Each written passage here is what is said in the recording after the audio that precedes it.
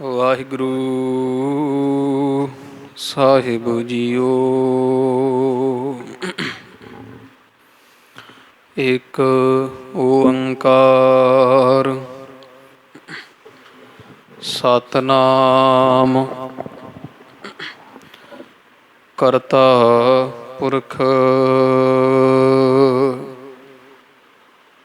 ਨਿਰਭਉ ਨਿਰਵੈਰ ਅਕਾਲ ਮੂਰਤ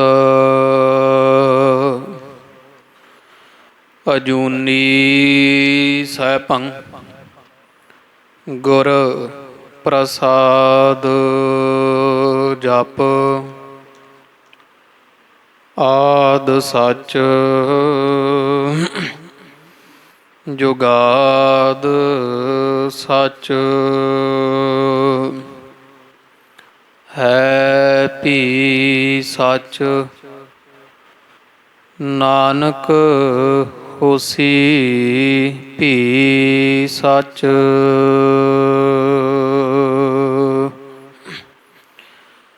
ਸ਼੍ਰੀ ਨਾਨਕ ਪਦ ਪੰਕਜ ਬੰਦਨ ਪਦ ਪੰਕਜ ਬੰਦਨ ਸਿਮਰੋ ਅੰਗਦ ਦੋਖ ਨਿਕੰਦਨ ਅਮਰਦਾਸ ਗੁਰ ਹਿਰਦੇ ਧਿਆਵਾ ਹਿਰਦੇ ਧਿਆਵਾ। ਸ਼੍ਰੀ ਗੁਰ ਰਾਮਦਾਸ ਗੁਣ ਗਾਵਾ ਸ਼੍ਰੀ ਅਰਜਨ ਬਿਘਨਨ ਕੇ ਨਾਸ਼ਕ ਬਿਘਨਨ ਕੇ ਨਾਸ਼ਕ। ਹਰਿ ਗੋਬਿੰਦ ਸ਼ੁਭ ਸੁਮਤ ਪ੍ਰਕਾਸ਼ਕ ਸ਼੍ਰੀ ਹਰਿ ਰਾਇ ਨਮੋ ਕਰ ਜੋਰੀ ਨਮੋ ਕਰ ਜੋਰੀ। ਗੁਰ ਹਰਿ ਕ੍ਰਿਸ਼ਨ ਮਨਾਏ ਬਹੋਰੀ ਤੇਗ ਬਹਾਦਰ ਪਰਮ ਕਿਰਪਾਲ ਪਰਮ ਕਿਰਪਾਲ। ਸ਼੍ਰੀ ਗੁਰ ਗੋਬਿੰਦ ਸਿੰਘ ਬਿਸਾਲਾ ਤਰਾਂ ਤਰਾ ਪਰ ਪੁਨ ਪੁਨ ਸੀਸਾ ਪੁਨ ਪੁਨ ਸੀਸਾ। ਬੰਦੋਂ ਬਾਰ ਬਾਰ ਜਗਦੀਸ਼ਾ ਜਿਸ ਮਹਿ ਅੰਮ੍ਰਿਤ ਗਿਆਨ ਹੈ ਮਾਣਿਕ ਭਗਤ ਵਿਰਾਗ। ਗੁਰੂ ਗ੍ਰੰਥ ਸਾਹਿਬ ਓਦਦ ਬੰਦੋਂ ਕਰ ਅਨੁਰਾਗ। ਸ਼੍ਰੀ ਗੁਰ ਸ਼ਬਦ ਕਮਾਏ ਜਿਨ ਜੀਤੇ ਪੰਚ ਵਿਕਾਰ। ਤਿਨ ਸੰਤਨ ਕਾ ਬੰਦਨਾ ਸਿਰ ਚਰਨਨ ਪਰ ਤਾਰ। ਤਿਨ ਸੰਤਨ ਕਾ ਬੰਦਨਾ ਸਿਰ ਚਰਨਨ ਪਰ ਤਾਰ।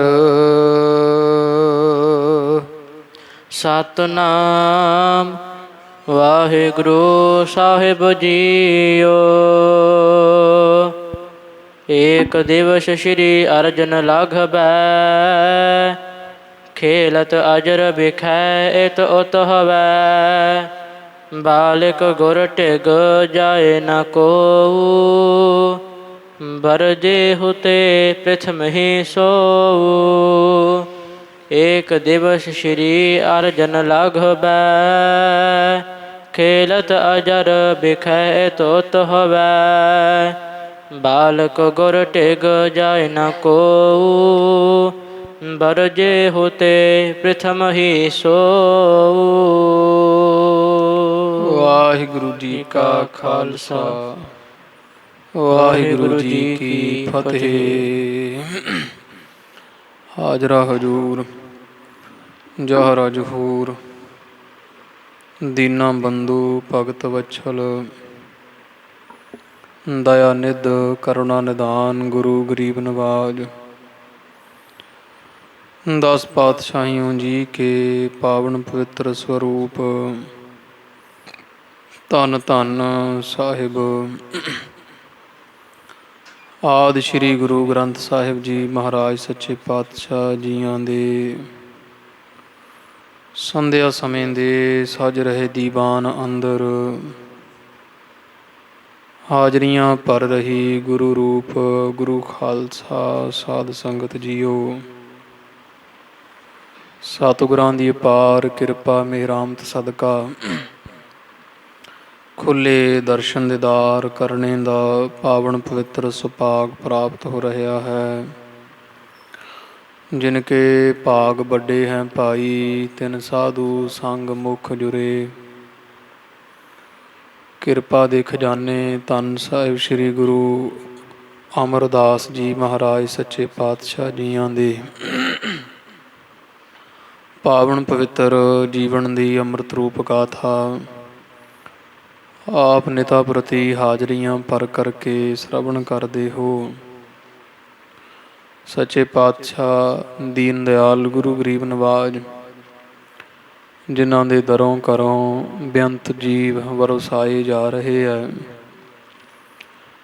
जो भी मन विच इच्छा भावना रख के कोई सेवा करदा है, हजूर उसे दी सेवा भावना नूं फल लाउंदे है, मेहरामतां करदे है। ऐसे तरह सतगुरां दी बेअंत सिख सेवा करके खुशियां प्राप्त कर रहे हैं। उत्थे ही गुरु अमरदास महाराज दे छोटे सपुत्री बीबी पानी जी जिन्हां सतगुरां दी अथाह बेअंत सेवा कीती और सतगुरां दी सेवा पासों बेअंत वरदान प्राप्त कीते है। उस तरह महाराज पहले ही वरदान दे रहे है बीबी पानी जियां नूं कि तुहाडे घर विच माया की कदे कोई कमी नहीं होवेगी। पर एक महाराज जियां होर मेहरामत करके बड़ा वड्डा वरदान बीबी पानी जियां नूं बख्शिया है। वो इउं है भी जदों गुरु अमरदास जी महाराज सवा पहर रात रहिंदियां इशनान पान करके चौबारा साहिब वाले पावन स्थान ते जा समाधि विच लीन होए। बीबी पानी जी सतगुरां दे दर्शन करन वास्ते पहुँचे और की वेख्या कि हजूर दे जिस महाराज जी चौंकी उपर सज रहे है उस चौंकी का एक पावा जिहड़ा वो थोड़ा ऊना हीना है। और बीबी जियां वेखदियां सार पासे आसे निगाह मारी भी शायद कोई वस्तु टक्कर जावे, इस पावे दे हेठां रख दईए तां कि सतगुरां दी समाधि ना खुले, कोई विघन ना पवे। तो इस तरह वो कोई वस्तु ना मिलन ते बीबी पानी जियां ने अपना सज्जा हथ उस चौंकी हेठां दिता। उधरों महाराज ने इस पासे जद ही भार पाया वो सारा पावा बीबी पानी जियां दे हथ विच गड्ढिया गया, खुब गया। बड़ा समा महाराज समाधि विच लीन रहे। जदे उठ के सतगुरां ने समाधि तो उथान होकर के वेख्या है तो बीबी पानी जियां दी सारी बांह भी नीली हो चुकी है ते खून काफ़ी वहिंदा है। पुछया पुत्रिए तुसां क्यों कीता है? ਤੇ ਮਹਾਰਾਜ ਬੀਬੀ ਜੀਆਂ ਦੀ ਸੇਵਾ ਵੇਖ ਕੇ ਬੜੇ ਪ੍ਰਸੰਨ ਹੋਏ। ਹਜ਼ੂਰ ਨੇ ਇਸ ਤਰ੍ਹਾਂ ਫਿਰ ਬੇਅੰਤ ਵਰਦਾਨਾਂ ਦੀ ਚੜੀ ਲਾਈ ਕਿ ਤੁਹਾਡੀ ਕੁੱਲ ਵਿੱਚ ਇਹੋ ਜਿਹੇ ਮਹਾਂਬਲੀ ਸੂਰਮੇ ਯੋਧੇ ਪੈਦਾ ਹੋਣਗੇ ਜਿਹੜੇ ਸੰਸਾਰ ਦਾ ਇਤਿਹਾਸ ਦਾ ਮੁਹਾਰ ਬਦਲ ਕੇ ਰੱਖ ਦੇਣਗੇ। ਤੋ ਮੀਰੀ ਪੀਰੀ ਦੇ ਮਾਲਕ ਹੋਰ ਬੇਅੰਤ ਤਰ੍ਹਾਂ ਦੇ ਯੋਧੇ ਤੁਹਾਡੀ ਕੁਲ ਵਿੱਚ ਸੂਰਬੀਰ ਬਲੀ ਪੈਦਾ ਹੋਣਗੇ। ਤੁਹਾਡੀ ਸੇਵਾ ਤੋਂ ਸੋਢ ਬੰਸ ਅਮਰ ਹੋਈ ਹੈ। ਸਾਰੇ ਸੰਸਾਰ ਅੰਦਰ ਸੋਢੀਆਂ ਦੀ ਜੈ ਜੈਕਾਰ ਸਦੀਆਂ ਜੁਗਾਂ ਜੁਗਾਂ ਤੱਕ ਰਹੇਗੀ। ਤੋ ਇਸ ਤਰ੍ਹਾਂ ਦੇ ਵਰਦਾਨ ਬੀਬੀ ਭਾਨੀ ਜੀਆਂ ਨੂੰ ਗੁਰੂ ਅਮਰਦਾਸ ਮਹਾਰਾਜ ਜੀਆਂ ਦਿੱਤੇ ਹੈ। ਅੱਗੇ ਕਵੀ ਜੀ ਸ਼੍ਰੀ ਗੁਰੂ ਅਰਜਨ ਦੇਵ ਜੀ ਮਹਾਰਾਜ ਦੇ ਬਾਲ ਅਵਸਥਾ ਦਾ ਪ੍ਰਸੰਗ ਦਾ ਜ਼ਿਕਰ ਕਰਦੇ ਹੈ। ਉਹ ਜਿਵੇਂ ਆਉਂਦਾ ਆਪਾਂ ਸੁਣੀਏ ਜੀ। ਮਨ ਚਿਤ ਬਿਰਤੀ ਇਕਾਗਰ ਕਰੋ, ਧੰਨ ਗੁਰੂ ਅਮਰਦਾਸ ਮਹਾਰਾਜ ਨੂੰ ਹਿਰਦੇ ਵਸਾਓ, ਰਸਨਾ ਕਰੋ ਜੀ ਪਵਿੱਤਰ ਆਖਣਾ ਜੀ ਸਤਿਨਾਮ ਸ਼੍ਰੀ ਵਾਹਿਗੁਰੂ ਸਾਹਿਬ ਜੀ ਸਤਿਨਾਮ ਸ਼੍ਰੀ ਵਾਹਿਗੁਰੂ ਸਾਹਿਬ ਜੀ। ਏਕ ਦਿਵਸ ਸ਼੍ਰੀ ਅਰਜਨ ਲਾਘਬੈ। ਤੋ ਕਵੀ ਜੀ ਦੱਸਦੇ ਹੈ ਕਿ ਇੱਕ ਸਮੇਂ ਕੋਈ ਇੱਕ ਦਿਨ ਜਿਸ ਸਮੇਂ ਗੁਰੂ ਅਰਜਨ ਦੇਵ ਜੀ ਮਹਾਰਾਜ ਦੀ ਉਮਰ ਬੜੀ ਥੋੜ੍ਹੀ ਆ ਜੇ, ਸਵਾ ਕੁ ਸਾਲ ਦੇ ਕਰੀਬ ਉਮਰ ਸਤਿਗੁਰਾਂ ਦੀ, ਜਾਂ ਸਾਲ ਕਰ ਲਓ, ਸਾਲ ਦੇ ਲਾਗੇ ਤਾਗੇ ਸ਼੍ਰੀ ਅਰਜਨ ਦੇਵ ਜੀ ਦੀ ਉਮਰ ਹੈ। ਖੇਲਤ ਅਜਰ ਬਿਖੈ ਇਤ ਉਤ ਹਵੈ। ਤੇ ਖੇਡਦੇ ਹੋਏ ਵਿਹੜੇ ਦੇ ਵਿੱਚ ਇੱਧਰ ਉੱਧਰ ਜਿਹੜੇ ਤੁਰੇ ਫਿਰ ਰਹੇ ਹੈ, ਭਾਵ ਕਿ ਜਿਵੇਂ ਬੱਚਿਆਂ ਦੀ ਕਿਰਿਆ ਹੁੰਦੀ ਹੈ, ਵਿਹੜੇ ਵਿੱਚ ਜਿਹੜਾ ਵਾ ਰਿੜ ਰਹੇ ਹੈ, ਦੌੜ ਰਹੇ ਹੈ। ਬਾਲਕ ਗੁਰ ਟਿਗ ਜਾਇ ਨ ਕੋ। ਇੱਧਰ ਸ਼੍ਰੀ ਅਮਰਦਾਸ ਜੀ ਮਹਾਰਾਜ ਦੇ ਜਿੱਥੇ ਸੁੱਖ ਸਥਾਨ ਹੈ ਜਾਂ ਸਮਾਧੀ ਲਾਉਂਦੇ ਚੁਬਾਰਾ ਸਾਹਿਬ ਦੇ ਸਥਾਨ ਵਿੱਚ ਕੋਈ ਵੀ ਛੋਟੀ ਉਮਰ ਦਾ ਬਾਲਕ ਬੱਚਾ ਨਹੀਂ ਜਾਂਦਾ ਹੈ। ਵਰਜੇ ਹੋਤੇ ਪ੍ਰਥਮ ਹੀ ਸੋ। ਸਤਿਗੁਰਾਂ ਸਾਰਿਆਂ ਨੂੰ ਪਹਿਲਾਂ ਹੀ ਵਰਜਿਆ ਹੋਇਆ ਵੀ ਕੋਈ ਵੀ ਬੱਚਾ ਸਿੱਖਾਂ ਨੂੰ ਕਹਿ ਕੇ ਰੋਕੇ ਹੋਏ ਹੈ ਕਿ ਕੋਈ ਬਾਲ ਬੱਚਾ ਸਾਡੇ ਇਸ ਅਸਥਾਨ ਦੇ ਅੰਦਰ, ਭਾਵ ਜਦੋਂ ਸਮਾਧੀ ਦਾ ਜਾਂ ਸੁੱਖ ਆਸਣ ਦਾ ਉਹ ਸਮਾਂ ਹੋਵੇ, ਉਸ ਸਮੇਂ ਕੋਈ ਵੀ ਸਾਡੇ ਇਸ ਪਾਸੇ ਬਾਲਕ ਨਾ ਆਉਣਾ ਕਰੇ। ਸ਼ਮਸ ਬਿਹੀਨੋ ਜਾਏ ਨ ਪਾਸ। ਪਰ ਨਿਸ਼ਾਨੀ ਇਹ ਹੈ ਵੀ ਮੁੱਛ ਦਾੜੇ ਤੋਂ ਬਿਨਾਂ ਜਿਹੜਾ ਕੋ ਖੋਦਾ, ਭਾਵ ਜੀ ਦੇ ਅਜੇ ਦਾੜਾ ਨਹੀਂ ਉਤਰਿਆ, ਇੰਨੀ ਕੁ ਉਮਰ ਦਾ ਕੋਈ ਵੀ ਸ਼੍ਰੀ ਅਮਰਦਾਸ ਜੀ ਮਹਾਰਾਜ ਦੇ ਪਾਸ ਨਹੀਂ ਜਾ ਸਕਦਾ। ਰੋਕੇ ਹੋਏ ਹੈ, ਦਰਸ਼ਨਾਂ ਵਾਸਤੇ ਜਾ ਸਕਦੇ ਹੈ, ਉਸ ਤਰ੍ਹਾਂ ਬਹਿਣ ਵਾਸਤੇ ਜਾਂ ਉਹ ਮਹਾਰਾਜ ਦੇ ਕਮਰੇ ਵਿੱਚ ਵਿਸ਼ੇਸ਼ ਤੌਰ 'ਤੇ ਨਹੀਂ ਜਾ ਸਕਦੇ ਹੈ। ਅਸ ਆਇਸ ਗੁਰ ਕਰੀ ਪ੍ਰਕਾਸ਼। ਇਹੋ ਜਿਹੀ ਆਗਿਆ ਗੁਰੂ ਅਮਰਦਾਸ ਮਹਾਰਾਜ ਨੇ ਸਿੱਖਾਂ ਨੂੰ ਕੀਤੀ ਹੋਈ ਹੈ। ਤਬ ਸ਼੍ਰੀ ਅਰਜਨ ਸਹਿਜ ਸੁਭਾਏ। ਇੱਧਰ ਸ਼੍ਰੀ ਅਰਜਨ ਦੇਵ ਜੀ ਸਤਿਗੁਰੂ ਬਾਲ ਅਵਸਥਾ ਵਿੱਚ ਜਿਵੇਂ ਸਹਿਜ ਸੁਭਾਈ ਰਿੜ ਰਹੇ ਹੈ। ਜਨਨੀ ਪਿਤ ਕੇ ਗ੍ਰਹਿ ਦਿਸ਼ ਜਾਏ। ਤੇ ਆਪਣੀ ਜਨਨੀ ਮਾਤਾ ਦੇ ਪਿਤਾ ਭਾਵ ਨਾਨਾ ਸ਼੍ਰੀ ਗੁਰੂ ਅਮਰਦਾਸ ਜੀ ਮਹਾਰਾਜ ਦੇ ਉਹ ਕੋਠਾ ਸਾਹਿਬ ਸਥਾਨ ਵਾਲੇ ਪਾਸੇ ਰਿੜਦੇ ਹੋਏ ਜਾ ਰਹੇ ਹੈ। ਅੰਤਰ ਪ੍ਰਵੇਸ਼ੇ ਤਹ ਲੱਗ ਗਏ। ਤੇ ਜਿੱਥੋਂ ਤੀਕਰ ਮਹਾਰਾਜ ਦਾ ਸਿੰਘਾਸਣ ਆਸਣ ਹੈ, ਚੱਲਦੇ ਹੋਏ ਉੱਥੋਂ ਤੀਕਰ ਪਹੁੰਚ ਗਏ ਹੈ। ਗੁਰ ਪ੍ਰਿਅੰਕ ਪਰ ਜਹ ਥਿਤ ਥੀਏ। ਜਿੱਥੇ ਸ਼੍ਰੀ ਅਮਰਦਾਸ ਜੀ ਸਤਿਗੁਰੂ ਆਪਣੇ ਸਿੰਘਾਸਣ ਪਲੰਘੇ ਤੇ ਸਮਾਧੀ ਲਾ ਬੈਠੇ ਹੈ। ਪੌੜਨ ਸਮੈ ਹੋਤੋ ਸਭ ਜਾਨ। ਤੇ ਸਾਰੇ ਜਾਣਦੇ ਹੈ ਵੀ ਗੁਰੂ ਅਮਰਦਾਸ ਮਹਾਰਾਜ ਦੇ ਸਮਾਧੀ ਦਾ ਜਾਂ ਬਿਰਾਜਣ ਦਾ ਇਹ ਸਮਾਂ ਹੁੰਦਾ ਹੈ। ਸੇਵਕ ਨਿਕਟ ਥੋਰਈ ਥਾਨ। ਤੇ ਮਹਾਰਾਜ ਨੇ ਜਦੋਂ ਬਿਰਾਜਣਾ ਹੁੰਦਾ ਹੈ ਜਾਂ ਸਮਾਧੀ ਲਾਉਂਦੇ ਸਤਿਗੁਰੂ ਜੀ, ਉਦੋਂ ਕੋਈ ਵੀ ਸੇਵਕ ਸਿੱਖ ਜਿਹੜਾ ਮਹਾਰਾਜ ਦੇ ਪਾਸ ਨਹੀਂ ਹੁੰਦਾ, ਥੋੜ੍ਹੀ ਵਿੱਥ ਤੇ ਬਾਹਰ ਆ ਕੇ ਰੁਕ ਜਾਂਦੇ ਹੈ, ਖੜ ਜਾਂਦੇ ਹੈ। ਭਾਨੀ ਨੇ ਸੁਤ ਜਾਤ ਨਿਹਾਰਾ। ਸ਼੍ਰੀ ਅਰਜਨ ਦੇਵ ਜੀ ਰਿੜਦੇ ਜਾ ਰਹੇ ਕਮਰੇ ਵਿੱਚ ਵੜ ਗਏ ਮਹਾਰਾਜ ਵਾਲੇ 'ਚ। ਤੇ ਸ਼੍ਰੀ ਬੀਬੀ ਭਾਨੀ ਜੀਆਂ ਨੇ ਇਉਂ ਵੇਖਣਾ ਕੀਤਾ ਹੈ ਵੀ ਬਾਲ ਸਾਡਾ ਸਾਡੇ ਪਿਤਾ ਜੀ ਦੇ ਕਮਰੇ ਵਿੱਚ ਵੜ ਰਿਹਾ ਹੈ। ਤਾਈ ਗਹਿਨ ਹੇਤ ਡਰ ਤਾਰਾ। ਤੇ ਬੜੀ ਹੱਥ ਭਾਵ ਕੇ ਹੱਥ ਅੱਡ ਕੇ ਫੜਨ ਵਾਸਤੇ ਸ਼੍ਰੀ ਅਰਜਨ ਦੇਵ ਜੀ ਨੂੰ ਬੀਬੀ ਭਾਨੀ ਜੀ ਦੌੜੇ ਐ। ਖੇਲਤ ਲੱਗੀ ਦੇਹ ਬਹ ਮਾਟੀ। ਸ਼੍ਰੀ ਅਰਜੁਨ ਦੇਵ ਜੀ ਮਹਾਰਾਜ ਰਿੜ ਰਹੇ ਆ ਧਰਤੀ ਤੇ, ਜਿਸ ਕਰਕੇ ਮਿੱਟੀ ਸਰੀਰ ਨੂੰ ਬਹੁਤ ਲੱਗੀ ਹੋਈ ਹੈ। ਠਾਡੋ ਗਏ ਪਲੰਘ ਕੀ ਪਾਟੀ। ਜਿੰਨੇ ਸਮੇਂ ਨੂੰ ਬੀਬੀ ਭਾਨੀ ਜੀ ਅੰਦਰ ਗਏ ਆ, ਓਨੇ ਸਮੇਂ ਨੂੰ ਤਾਂ ਸ਼੍ਰੀ ਅਰਜੁਨ ਦੇਵ ਜੀ ਮਹਾਰਾਜ ਰੜ ਕੇ ਨਾਨਾ ਸ਼੍ਰੀ ਦੇ ਪਲੰਘੇ ਦੇ ਪਾਸ ਜਾ ਕੇ ਉਹਦੀ ਬਾਹੀ ਫੜ ਕੇ ਤੇ ਖੜੇ ਵੀ ਹੋਏ ਆ।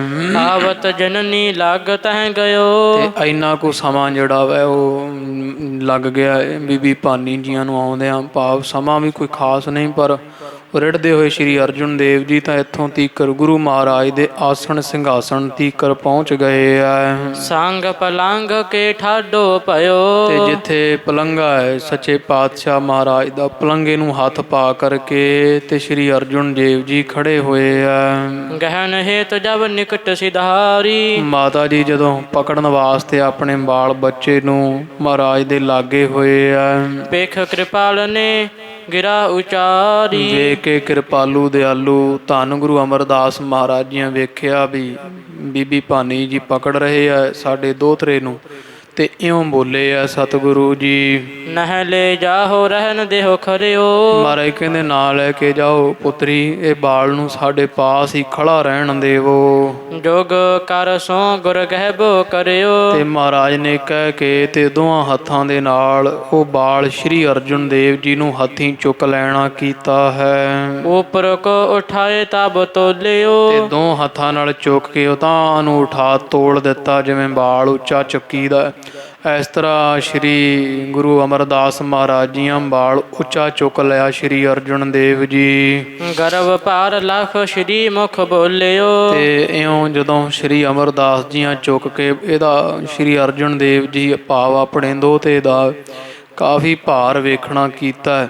ਤੇ ਭਾਰਾ ਜਾਣ ਕੇ ਸਤਿਗੁਰੂ ਜੀ, ਕਿਉਂਕਿ ਜਾਣਦੇ ਆ ਸ਼੍ਰੀ ਗੁਰੂ ਅਮਰਦਾਸ ਜੀ ਮਹਾਰਾਜ ਵੀ ਆਉਣ ਵਾਲੇ ਸਮੇਂ ਵਿੱਚ ਇਹ ਕੌਣ ਹੈ, ਇਹ ਪਰਮੇਸ਼ਰ ਦਾ ਸਾਖਸ਼ਾਤ ਅਵਤਾਰ ਹਨ ਸ਼੍ਰੀ ਗੁਰੂ ਅਰਜੁਨ ਦੇਵ ਜੀ। ਇਹ ਜਾਣ ਕੇ ਸ਼੍ਰੀ ਗੁਰੂ ਅਮਰਦਾਸ ਜੀ ਬੋਲੇ ਆ, ਭਾਰੀ ਗੁਰ ਜਗ ਮਹਿ ਬਿਦਤੈ ਹੈ। ਕਿ ਇਹ ਤਾਂ ਬਹੁਤ ਭਾਰੀ ਗੁਰੂ ਹੋਵੇਗਾ ਸੰਸਾਰ ਦੇ ਵਿੱਚ ਪ੍ਰਗਟ ਪ੍ਰਤੱਖ ਹੀ। ਬਾਣੀ ਕੋ ਬੋਹਿਥ ਵੱਡ ਹਵੈ ਹੈ। ਤੇ ਬੜਾ ਵੱਡਾ ਬਾਣੀ ਦਾ ਬੋਹਿਥ ਭਾਵ ਬਾਣੀ ਦੇ ਜਹਾਜ਼ ਹੋਣਗੇ। ਇਉਂ ਵੀ ਉਹ ਗ੍ਰੰਥਾਂ ਪੁਰਾਤਨ ਵਿੱਚ ਮਿਲਦਾ ਵਾ ਕਿ ਮਹਾਰਾਜ ਨੇ ਇੱਥੇ ਵਰਦਾਨ ਦਿੱਤਾ ਸੀ, ਦੋਹਿਥਾ ਬਾਣੀ ਕਾ ਬੋਹਿਥਾ, ਭਾਵੇਂ ਸਾਡਾ ਦੋਹਤਾ ਜੋ ਹੈ ਇਹ ਬਾਣੀ ਦਾ ਜਹਾਜ਼ ਹੋਵੇਗਾ, ਬਾਣੀ ਦਾ ਜਹਾਜ਼ ਰਚੇਗਾ ਜਾਂ ਆਪ ਬਾਣੀ ਦਾ ਜਹਾਜ਼ ਹੋਣਗੇ, ਬਹੁਤ ਬਾਣੀ ਰਚਨੀ ਕਰਨਗੇ। ਤਬ ਸ਼੍ਰੀ ਅਰਜਨ ਚਰਨ ਉਠਾਏਬ। ਤੇ ਸ਼੍ਰੀ ਅਰਜੁਨ ਦੇਵ ਜੀ ਨੂੰ ਫਿਰ ਹੇਠਾਂ ਸ਼੍ਰੀ ਅਮਰਦਾਸ ਜੀ ਸਤਿਗੁਰਾਂ ਨੇ ਉਹ ਜਿਵੇਂ ਜਿੱਥੇ ਪਹਿਲਾਂ ਖੜੇ ਸਨ, ਜਿਵੇਂ ਬਾਹੀ ਨੂੰ ਹੱਥ ਪਾ ਕੇ ਉਵੇਂ ਖਿਲਾਰ ਦਿੱਤਾ। ਜਦੋਂ ਫੇਰ ਇਹ ਥੱਲੇ ਤਾਰਿਆ ਤੇ ਧੰਨ ਸ਼੍ਰੀ ਅਰਜੁਨ ਦੇਵ ਜੀ ਮਹਾਰਾਜ ਬਾਲ ਅਵਸਥਾ ਦੇ ਵਿੱਚ ਉਪਰ ਧਰਨ ਭਰਿਆੰਕਲ ਭਾਏਬ। ਤੇ ਆਪਣਾ ਜਿਹੜਾ ਪੈਰ ਆ ਨਾ ਚੁੱਕ ਕੇ ਤੇ ਉਹ ਮਹਾਰਾਜ ਦੇ ਫਿਰ ਪਲੰਘੇ ਤੇ ਚੜ੍ਹਨ ਨੂੰ ਕਰਦੇ ਲੋਭਾਏਮਾਨ ਹੁੰਦੇ ਆ। ਗੁਰੂ ਦੇਖ ਕਰ ਬਾਕ ਬਖਾਨੇ। ਇਧਰ ਗੁਰੂ ਅਮਰਦਾਸ ਜੀ ਮਹਾਰਾਜ ਜੀਆਂ ਇਹ ਬਾਲ ਨੂੰ ਪਲੰਘੇ ਤੇ ਫੇਰ ਦੁਬਾਰਾ ਚੜ੍ਹਦਿਆਂ ਵੇਖ ਕੇ ਉਹ ਬਚਨ ਕੀਤੇ ਆ। ਅਬ ਤੇ ਹੀ ਗਾਦੀ ਲਲਚਾਨੇ। ਕਹਿੰਦੇ ਹੈ ਕਿ ਇਹ ਦੋਹਤੇ ਹੁਣੇ ਹੀ ਤੁਸੀਂ ਗੁਰਤਾ ਗੱਦੀ ਦਾ ਲਾਲਚ ਕਰਦੇ ਹੋ, ਗੁਰਤਾ ਗੱਦੀ ਪ੍ਰਾਪਤੀ ਦੀ ਨੂੰ ਲਲਚਾਉਂਦੇ ਹੋ, ਭਾਵ ਕਿ ਗੁਰਤਾ ਗੱਦੀ ਦੀ ਇੱਛਾ ਰੱਖਦੇ ਹੋ। ਆਪਣੇ ਪਿਤਾ ਪਾਸ ਤੇ ਲੀਜ ਹੈ। ਇਹ ਪਹਿਲਾਂ ਤੁਹਾਡੇ ਪਿਤਾ ਜੀ ਪਾਸ ਭਾਵ ਸ਼੍ਰੀ ਰਾਮਦਾਸ ਜੀ ਪਾਸ ਇਹ ਗੁਰਤਾ ਜਾਵੇਗੀ ਤੇ ਆਪਣੇ ਪਿਤਾ ਦੇ ਪਾਸੋਂ ਤੁਸੀਂ ਪ੍ਰਾਪਤ ਕਰ ਲੈਣੀ, ਕਰ ਲਵੋਗੇ। ਤਬ ਲਗ ਧੀਰਜ ਅਰਥ ਰੀਜ ਹੈ। ਉਹਨਾਂ ਸਮਾਂ ਧੀਰਜ ਰੱਖ ਕੇ ਭਾਵ ਟਿਕ ਜਾਓ, ਉਹਨਾਂ ਸਮਾਂ ਧੀਰਜ ਸਹਿਤ ਰਹਿਣਾ ਕਰੋ। ਸੁਣ ਕਰ ਪਿਤਾ ਬਾਕ ਅਨੁਕੂਲੇ। ਉਹ ਇਸ ਤਰ੍ਹਾਂ ਗੁਰਪਿਤਾ ਦੇ ਜਿਹੜੇ ਬਚਨ ਸੁਣੇ ਆ ਬੀਬੀ ਭਾਨੀ ਨੀਆਂ, ਇਤਨੇ ਵੱਡੇ ਬਚਨ ਆਪਣੇ ਪੁੱਤਰ ਨੂੰ ਬਖਸ਼ਿਸ਼ਾਂ ਮਿਲਦੀਆਂ ਹੋਈਆਂ ਆਪਣੇ ਪਿਤਾ ਜੀ ਪਾਸੋਂ ਸੁਣ ਕਰਕੇ ਬੀਬੀ ਭਾਨੀ ਜੀ ਅਨੁਸਾਰੀ ਹੋਏ ਆ।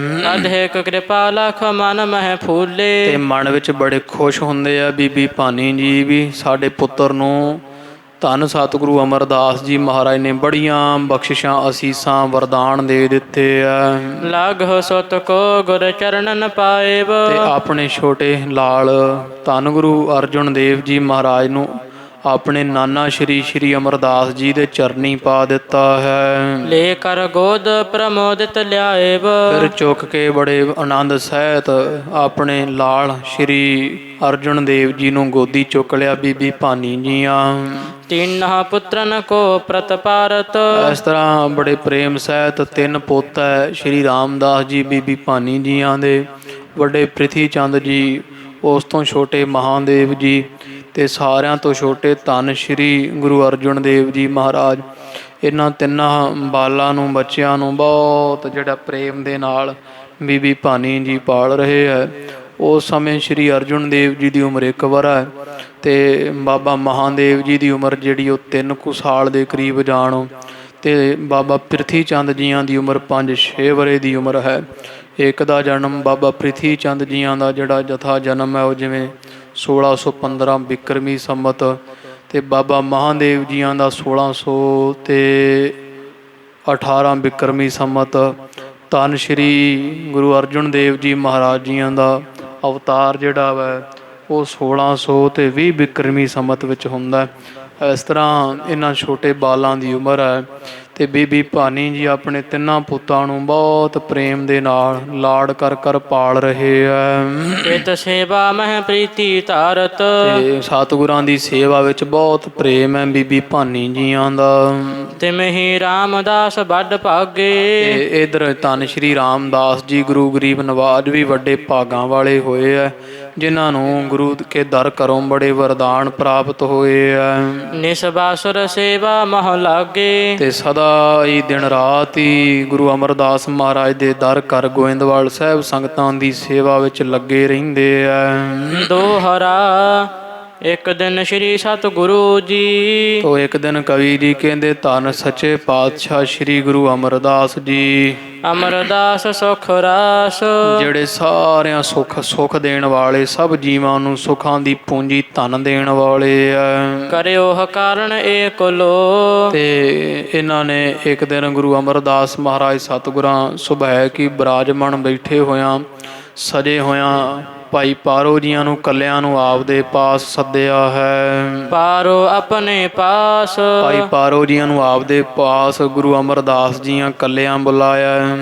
ਚੌਪਈ ਪਰਮਹੰਸ ਅਵਸਥਾ ਜਾਹੀ। ਮਹਾਰਾਜ ਇਉਂ ਸੱਦਿਆ ਭਾਈ ਪਾਰੋ ਜੀਆਂ ਨੂੰ। ਉਹ ਭਾਈ ਪਾਰੋ ਜੀ ਜਿਨ੍ਹਾਂ ਨੂੰ ਭਾਈ ਪਾਰੋ ਜੀ ਪਰਮਹੰਸ ਵੀ ਕਹਿੰਦੇ ਆ, ਜਿਨ੍ਹਾਂ ਦੀ ਅਵਸਥਾ ਪਰਮਹੰਸ ਵਰਗੀ ਹੈ। ਜੜ ਚੇਤਨ ਇੱਕ ਤੇ ਬਿਲਗਾਹੀ। ਜਿਨ੍ਹਾਂ ਨੇ ਜੜ ਤੇ ਚੇਤਨ ਜੋ ਇੱਕ ਹੋ ਰਹੇ ਹੈ ਉਹਨਾਂ ਨੂੰ ਵੱਖ-ਵੱਖ ਕਰਕੇ ਜਾਣਨਾ ਕੀਤਾ। ਜਿਵੇਂ ਸਰੀਰ ਜੜ ਹੈ, ਆਤਮਾ ਚੇਤਨ ਹੈ, ਸੰਸਾਰ ਜੜ ਹੈ ਤੇ ਪਰਮੇਸ਼ਰ ਦੇ ਵਿੱਚ ਮਿਲਿਆ ਹੋਇਆ ਚੇਤਨ ਹੈ।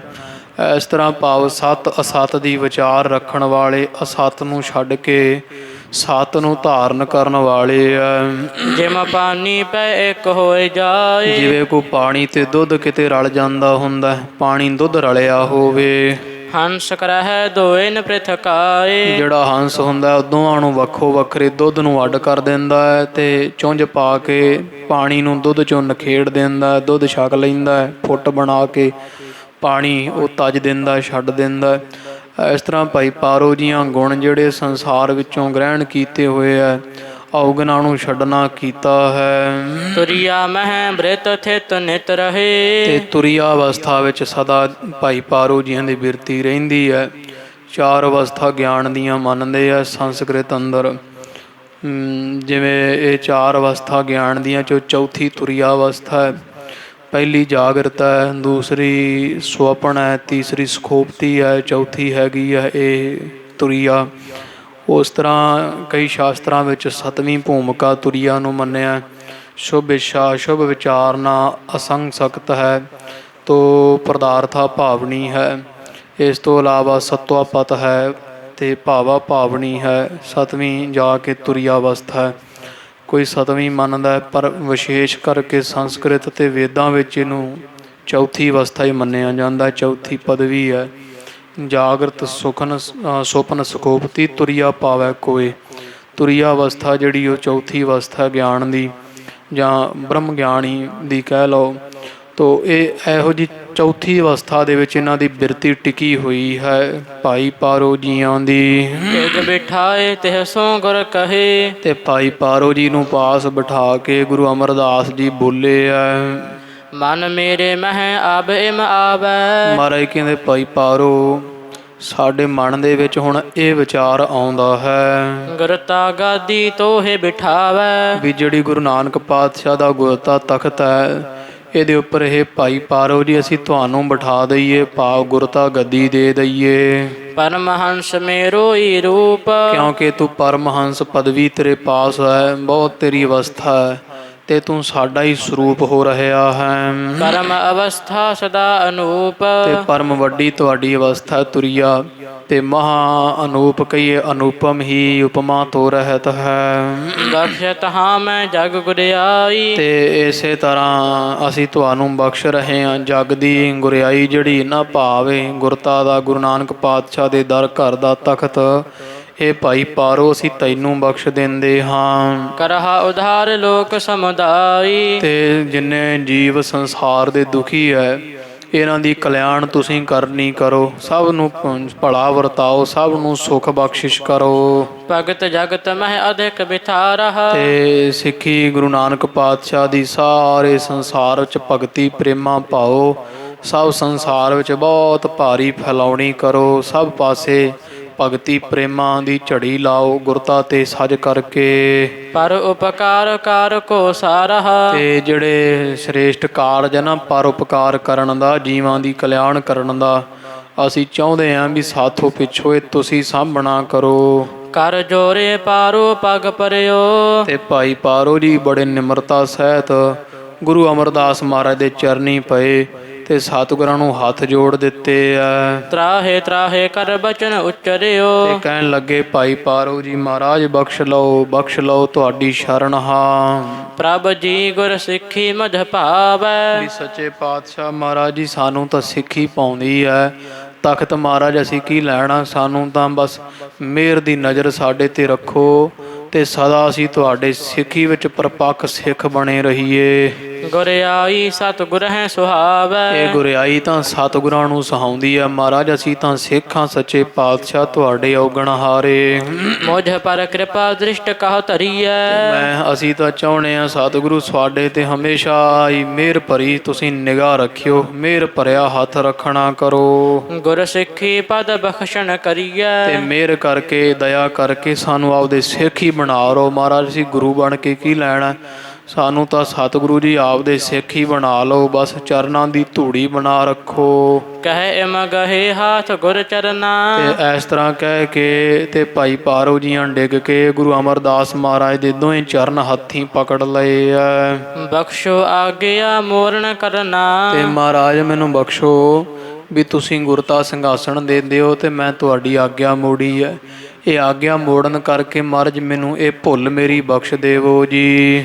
ਸੁਨਤ ਬਿਨੈ ਗੁਰ ਅਮਰ ਬਖਾਨਾ, ਸੁਣ ਕੇ ਭਾਈ ਪਾਰੋ ਜੀ ਦੀ ਬੇਨਤੀ ਧੰਨ ਗੁਰੂ ਅਮਰਦਾਸ ਜੀ ਮਹਾਰਾਜ ਕਹਿਣ ਲੱਗੇ ਆ, ਜੇ ਕਰ ਸਿੱਖੀ ਮਹਿ ਮਨ ਮਾਨਾ, ਕਿ ਜੇ ਭਾਈ ਪਾਰੋ ਤੇਰਾ ਮਨ ਸਿੱਖੀ ਜੀ ਮੰਨਦਾ ਵੀ ਤੈਨੂੰ ਸਿੱਖੀ ਪੱਕੀ ਮਿਲੀ ਰਵੇ, ਭਾਵ ਤੂੰ ਸਿੱਖੀ ਵਿੱਚ ਹੀ ਆਪ ਦਾ ਭਲਾ ਲੋਚਦਾ ਹੈ, ਖੁਸ਼ ਹੈ, ਸਦਨ ਆਪਣੇ ਆਪ ਚੱਲ ਜਾਵਹ, ਤੇ ਫਿਰ ਇਉਂ ਕਰ ਹੁਣ ਇੱਥੋਂ ਚਲਾ ਜਾ ਵਿਦਿਆ ਲੈ ਕੇ ਤੇ ਆਪਦੇ ਨਗਰ ਡੱਲੇ ਪਿੰਡ ਦਾ ਸੀ ਇਹ ਸੁਲਤਾਨਪੁਰ ਸਾਹਿਬ ਦੇ ਲਾਗੇ ਭਾਈ ਪਾਰੋ, ਤੇ ਤੂੰ ਆਪਦੇ ਪਿੰਡ ਨਗਰ ਡੱਲੇ ਵਾਪਸ ਮੁੜ ਜਾ, ਘਰੇ ਪਹੁੰਚ ਜਾ।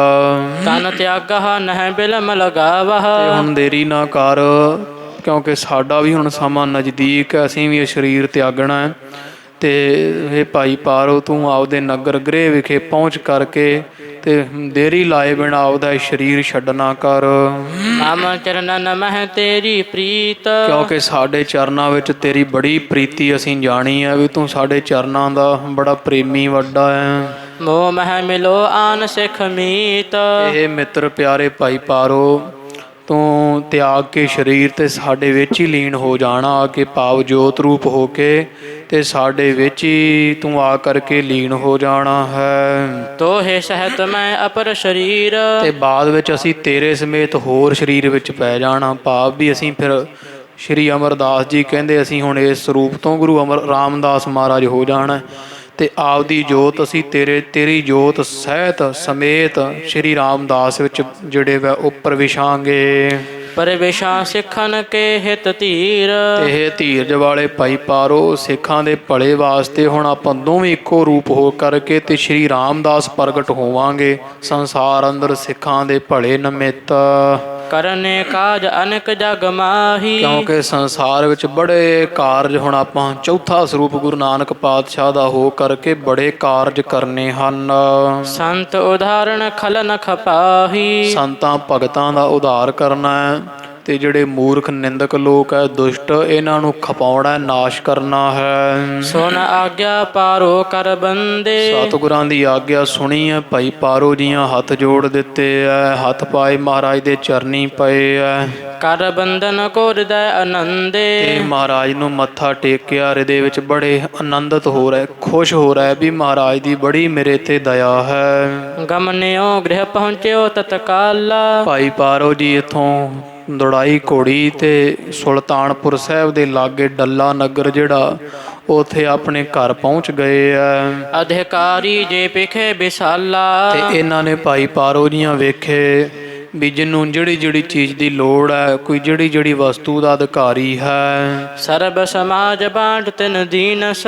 ਘਰ-ਬਾਰ ਦਾ ਜਿੰਨਾ ਸਮਾਨ ਹੁੰਦਾ ਹੈ ਜ਼ਮੀਨ ਜਾਇਦਾਦ ਜੋ ਵੀ ਭਾਈ ਪਾਰੋ ਜੀ ਦੇ ਪਾਸ ਹੀ ਨਾ ਉਹ ਭਾਈ ਪਾਰੋ ਜੀਆਂ ਸਭ ਨੂੰ ਜਿਹਨੂੰ ਕਿਸੇ ਦੀ ਲੋੜ ਜਾਣ ਕੇ ਭਾਵ ਜਿੰਨੀ ਕੁ ਕਿਸੇ ਨੂੰ ਵਸਤੂ ਦੀ ਲੋੜ ਹੈ ਉਹ ਆਪਣਾ ਘਰ-ਬਾਰ ਸਾਰਾ ਭਾਈ ਪਾਰੋ ਜੀਆਂ ਹੁਣ ਚੜ੍ਹਾਈ ਜੂ ਕਰਨਾ ਤੇ ਆਪਦਾ ਘਰ-ਬਾਰ ਸਾਰਾ ਗਰੀਬਾਂ ਅਨਾਥਾਂ ਵਿੱਚ ਵੰਡ ਦਿੱਤਾ ਹੈ। ਬੜਵਾ ਵਸਤਰ ਦਰਬ ਰੱਖ ਲੀਨਸ। 3 ਚੀਜ਼ਾਂ ਰੱਖ ਲਈਆਂ ਇੱਕ ਘੋੜੀ ਰੱਖ ਲਈ ਹੈ ਭਾਈ ਪਾਰੋ ਜੀਆਂ ਇੱਕ ਜਿਹੜੇ ਵਸਤਰ ਬਣਾਏ ਹੋਏ ਸੀ ਸਤਿਗੁਰਾਂ ਵਾਸਤੇ ਹੱਥੀਂ ਤੇ ਇੱਕ ਭਾਈ ਪਾਰੋ ਜੀਆਂ ਜਿਹੜਾ ਦਸਵੰਧ ਜੋੜਦੇ ਸੀ ਨਾ ਭਾਈ ਪਾਰੋ ਜੀ ਜਾਂ ਉਧਰੋਂ ਸੁਲਤਾਨਪੁਰ ਸਾਹਿਬ ਦੁਆਬੇ ਦੀਆਂ ਸੰਗਤਾਂ ਜਿਹੜਾ ਦਸਵੰਧ ਕੱਢਦੀਆਂ ਸੀ ਗੁਰੂ ਅਮਰਦਾਸ ਮਹਾਰਾਜ ਤੱਕ ਪਹੁੰਚਾਉਣ ਵਾਸਤੇ ਜਾਂ ਕੋਈ ਦਸਾਂ ਨੌਹਾਂ ਦੀ ਕਿਰਤ ਸੀ ਜਿਹੜੀ ਭਾਈ ਪਾਰੋ ਜੀ ਦੀ ਉਹ ਮਾਇਆ ਭਾਈ ਪਾਰੋ ਜੀਆਂ ਰੱਖ ਲਈ। 3 ਚੀਜ਼ਾਂ ਘੋੜੀ ਇੱਕ ਕੱਪੜਾ ਤੇ ਇੱਕ ਮਾਇਆ ਇਹ ਰੱਖ ਲੈਣਾ ਕੀਤੀ ਹੈ। ਨਰ ਬ੍ਰਿੰਦਨ ਕੋ ਕਹਿਓ ਸੁਨਾਈ। ਤੇ ਆਪਣੇ ਲਾਗੇ ਦੇ ਜਿੰਨੇ ਸੰਬੰਧੀ ਰਿਸ਼ਤੇਦਾਰ ਤੇ ਸਾਥੀ ਮਿੱਤਰ ਹੈ ਉਹਨਾਂ ਸਾਰਿਆਂ ਨੂੰ ਕੋਲ ਸੱਦ ਕੇ ਬੁਲਾ ਕੇ ਕਿਆ ਆਖਿਆ ਹੈ। ਇਹ ਗੁਰਵਸਤ ਦੇਹ ਪਹੁੰਚਾਈ। ਵੀ ਅਸੀਂ ਹੁਣ ਇਹ ਸਰੀਰ ਛੱਡ ਜਾਣਾ ਹੈ।